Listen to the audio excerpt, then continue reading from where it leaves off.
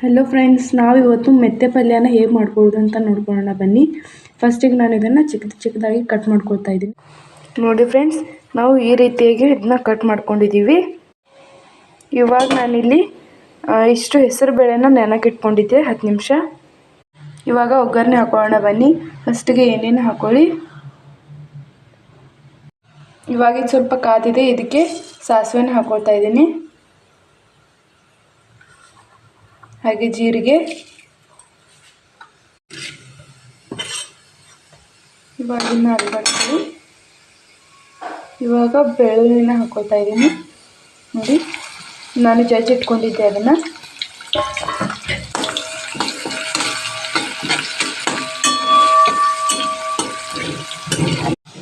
ಇವಾಗ ಇದಕ್ಕೆ ಹಸಿಮೆಣಸಿನ್ಕಾಯಿ ಪೇಸ್ಟ್ನ ಹಾಕೊಳ್ತಾ ಇದ್ದೀವಿ.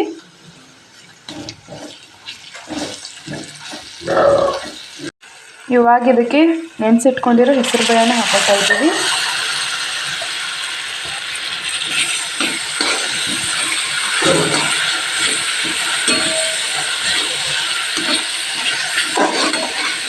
ಇವಾಗ ಇದಕ್ಕೆ ಮೆಂತ್ಯ ಪಲ್ಯನ ಆ್ಯಡ್ ಮಾಡ್ಕೊಳ್ತಾ ಇದ್ದೀನಿ.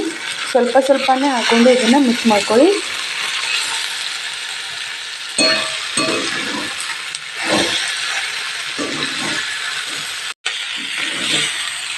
ನೋಡಿ, ಈ ರೀತಿಯಾಗಿ ಮಿಕ್ಸ್ ಮಾಡ್ಕೊಳ್ಳಿ.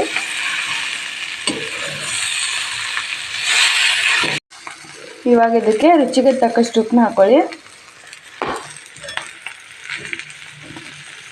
ಹಾಗೆ ಸಕ್ಕರೆ,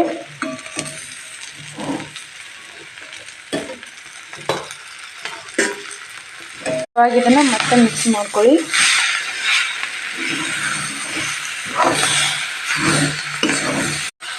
ಇವಾಗ ಇದಕ್ಕೆ ಸ್ವಲ್ಪನೇ ನೀರು ಹಾಕೊಳ್ಳಿ, ಯಾಕಂದರೆ ಇದರಲ್ಲಿ ಬೇಳೆ ಇದೆಯಲ್ಲ, ಅದಕ್ಕೆ ನೀರನ್ನ ಆ್ಯಡ್ ಮಾಡ್ಕೊಳ್ತಾ ಇದ್ದೀನಿ. ನೋಡಿ, ಇವಾಗ ಇದಕ್ಕೆ ಮುಚ್ಚಳನ ಮುಚ್ಕೊಂಡು ಇಟ್ಕೊಳ್ಳೋಣ. ಇದನ್ನು 2 ನಿಮಿಷ ಇಟ್ಕೊಳ್ಳಿ. ನೋಡಿ ಫ್ರೆಂಡ್ಸ್, ಇವಾಗ 2 ನಿಮಿಷ ಆಗಿದೆ. ಇವಾಗ ಮುಚ್ಚಳನ ತೆಗೆಯೋಣ. ನೋಡಿ, ತುಂಬ ಚೆನ್ನಾಗಾಗಿದ್ದು, ವಾಸನೆ ಕೂಡ ತುಂಬ ಚೆನ್ನಾಗಿ ಬರ್ತಾಯಿದೆ.